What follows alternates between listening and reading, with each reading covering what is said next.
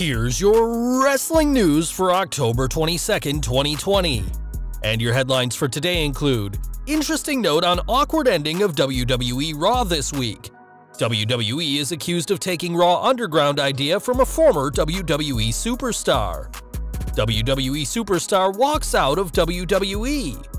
Released WWE superstar signs with Impact Wrestling. Aalyah Mysterio's current WWE contract situation revealed. Chris Jericho and Andrew Yang tear apart WWE. WWE virtual meet and greet leak causes big problems for fans. Kenny Omega's cleaner character returns and destroys Sonny Kiss on AEW Dynamite. Plans for WWE's massive push for Elias revealed, and more. We're kicking off today with Raw, and this week's show ended with a segment between Randy Orton and Drew McIntyre that didn't end as fans expected. Just as McIntyre entered the Hell in a Cell where Orton was present, the show was cut off, with many fans wondering why we didn't get to see the inevitable brawl between the two ahead of this Sunday's title match. Whilst some have speculated that the show had to end abruptly as they ran out of time, this isn't the case, as PW Insider are reporting that the segment, and its awkward ending, were approved by Vince McMahon. We're not quite sure why the boss wanted the show to end that way, but to be fair, we are interested to see what the pair will do this Sunday at Hell in a Cell.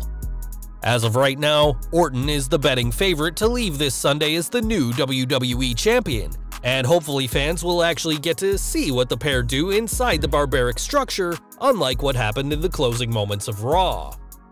Speaking of things that fans aren't seeing on the Red brand, Raw Underground has been cancelled, but now the origins of the briefly lived segment have been the cause of some heated words. When EC3 appeared on the ROH Strong podcast, the former 24/7 champion claimed that the shoot-style segment was his idea, before WWE took it and put it in a, quote, manufactured, heartless, desolate studio. He added, "I knew it was going to be stolen, so I was prepared for it. I saw Shane McMahon in the ring, not in a real underground. It was just inauthentic, and like I said, it had no heart." Whilst EC3 is claiming it was his idea, there's also a theory that WWE lifted the idea from a Detroit indie ground called Sanctuary Fight Club, who used the slogan, "Welcome to the Underground." It probably doesn't matter who came up with the idea now, as Raw Underground is gone and probably not coming back, but if they do, odds are EC3 won't be a fan of whatever the company does with his concept. AEW news next, as Full Gear will take place on November 7th, and some more matches were confirmed on this week's Dynamite. At Full Gear, Jon Moxley will defend his AEW World Championship against Eddie Kingston in an I Quit match, whilst fans will finally see the Young Bucks versus FTR in a match that has been teased for years. The Bucks earned a shot at the tag champs by winning a 4-way #1 contenders match this week, and the two teams have been hinting at this match since back when FTR were the revival in WWE. Matt Hardy and Sammy Guevara's feud will also continue, as the two will compete in an Elite Deletion match, which is rumored to be the previously reported cinematic match at the Hardy compound. The show will also see Darby Allin face the TNT champion, whether that be Cody or Orange Cassidy, as Full Gear is shaping up to be another huge night for AEW. Before Full Gear though, we have a stacked Dynamite card next week, as the show will be going against NXT's Halloween Havoc. After Wardlow, Hangman Page, Rey Fenix, and Kenny Omega won their first-round matches to determine the next #1 contender for the AEW World Championship, fans will see the semifinals next week, as it'll be Wardlow versus Page and Fenix versus Omega. Next week's show will also see an Inner Circle Town Hall, Abaddon versus Tay Conti, as well as Cody putting his TNT title on the line against Orange Cassidy in a lumberjack match. And it'll be interesting to see who goes into Full Gear with the gold. NXT news next, as Austin Theory reached his breaking point on this week's edition of the Black and Gold show. After losing to Bronson Reed, Theory demanded another match, which saw Reed defeat him once again. This proved to be too much for the former disciple of Seth Rollins, as he said that he quit NXT and walked out of the Capitol Wrestling Center. Fans will remember Theory's brief stint on the main roster, but he was moved back to NXT around the same time that he faced claims of misconduct over the summer. Of course, Theory quitting NXT is part of a storyline, but it's interesting to see this new side of his character, and we'll have to see when and how he returns to the black and gold brand. Speaking of people leaving NXT, Deonna Purrazzo was released from the gold brand earlier this year and has now made things official with her new home of Impact Wrestling. Winning the Knockouts title whilst she wasn't even under contract, Purrazzo had been on a per-night deal with Impact, but during her media engagements for Bound for Glory, she revealed she signed a contract with the company, according to PW Insider. It's not clear how long her deal is, but what we do know is that she's never been shy about talking about being frustrated and overlooked in NXT, as she had just 16 televised matches after first appearing on WWE TV back in 2014. Now, not only does she have a new home in Impact, but we know she'll be sticking around, and the newly contracted champion will be putting her title on the line against Kylie Rae this Saturday at Bound for Glory. Over to SmackDown now, as Aalyah Mysterio hasn't been on the blue brand since her brother and father were drafted, and fans shouldn't expect to see her for quite some time. Whilst we previously reported that Vince McMahon has been a huge fan of her work on TV thus far, Ringside News are reporting that there's currently no plans to sign her to a full-time contract, and that she'll remain on a per-appearance deal. A member of Creative reportedly said that Aalyah is in college, and the company may be waiting until she finishes to sign her to a deal. Whilst the company have registered multiple trademarks for her brother's name, there's been no trademark filings for Aalyah Mysterio, though this could always change in the near future. Now, Chris Jericho has never been shy about talking about WWE, as he's both praised and criticized his former employer during his tenure with AEW. Recently, the former world champion had Andrew Yang as the guest on Talk is Jericho, and the former US presidential candidate has been highly critical of WWE's business practices, even replying to Jake Hager's claim that WWE lied about their profits to justify firing over 300 people, saying that change will come with new leadership. Speaking on the podcast, Yang spoke about being a lifelong wrestling fan and how he wants to help wrestlers be treated fairly, and in turn asked Jericho about his work environment in AEW. Jericho said, "WWE treats the business like a wrestling business. It's because that's how it's been for 60 years, from Vince's father and Vince's grandfather, almost from the old school carny attitude, and you can see that with the independent contractor, for example." Comparing this to AEW, Jericho said, "The Khan family owns the Jacksonville Jaguars. They own the Fulham Football Club in England, so they treat the company like they treat their football team. Not to get into any specifics, but things that I have in AEW, I never had in WWE for 20 years. Even as simple as something as paying your expenses on the road." The former world champion said that not everything is different, as you're still responsible for renting your own car and finding your own hotel rooms, and said that there's other parts of life on the road that is the responsibility of the wrestler.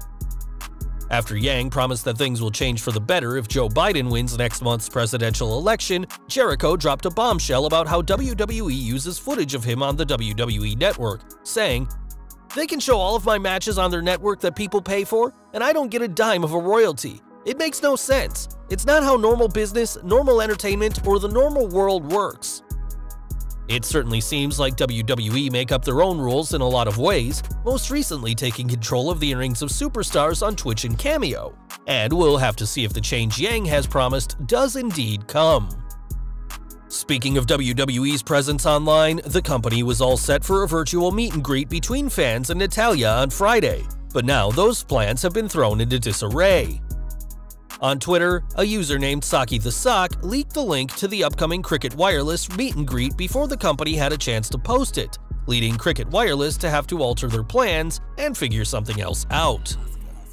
After uproar from fans, Saki the Sock issued an apology, saying that he's been suffering an anxiety attack due to people messaging him about it, and that he shared the link so that people would know there was a meet and greet, as Cricket hadn't posted about it.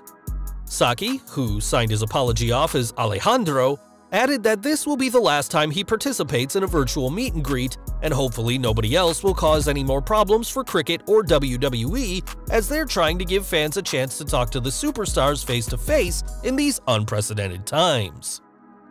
SmackDown next, as Bayley is the reigning SmackDown Women's Champion, one of WWE's female Grand Slam champions, recently topped PWI's top 100 female wrestlers, and now has another accolade to gloat about. On Reddit, one user revealed a very interesting statistic, as during her entire WWE career, including NXT, Bayley has spent 948 days as champion, the longest tenure in modern-day history. The only person with more days as champion than the role model is the fabulous Moolah, but we know nobody will beat her combined 10,755 days, which is just under 30 years, as champion.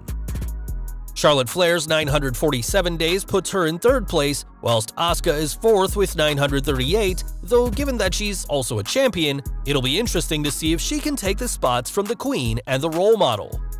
With Bayley set to defend her title against Sasha Banks at Hell in a Cell, her days as champion may be numbered, but this is still a huge accolade for the role model. From SmackDown to Raw next, as Elias has had a tough year due to his hiatus down to injury and the ongoing global situation forcing WWE to change their plans on the fly, but now things are finally looking up for the Drifter. According to Gary Cassidy of Inside the Ropes, the WWE has a massive push in store for Elias, and the decision to draft him to Raw earlier this month was described as a no-brainer. The push started this week as Elias was given plenty of time for his concert on Raw, which also shows the company is willing to financially back his gimmick. The report added that WWE relies on Elias to fill any slot time-wise, and with the Red brand being a 3-hour show, that means there will be more time for him to perform both in the ring and on stage than if he remained on SmackDown. Elias is already booked to face Jeff Hardy this Sunday at Hell in a Cell, and with the report noting that Elias is set to become one of the top stars of Monday Night Raw, fans can expect a win for the Drifter over the former World Heavyweight Champion. Back to AEW, and this week's show saw Kenny Omega's cleaner character return in decisive fashion. After a long introduction that referenced Omega breaking Dave Meltzer's 5-star rating and being fluent in Japanese, Omega took to the ring to destroy Sonny Kiss with a running knee and one winged angel to advance in the tournament. Post-match, Omega got Kiss back up to make sure he was okay before leaving, and with an intensity like this, we may be looking at the next #1 contender for the AEW World Championship. And we're ending on a sad note today, as WCW wrestler Johnny Meadows has died, aged 59. A wrestler for many years, Meadows also worked in Southeastern Championship Wrestling, working alongside the likes of Big John Studd, Terry Taylor, and Blackjack Mulligan, and also had an entertaining presence out of the ring. Also a Dove and Grammy-nominated ASCAP songwriter, Meadows was also in music groups Tranquility Express and the Rhone State Boys. It's being reported that he had been on a ventilator since September 28th after testing positive, and we at Slat Rock would like to send our deepest condolences to his friends, family, and fans at this sad time.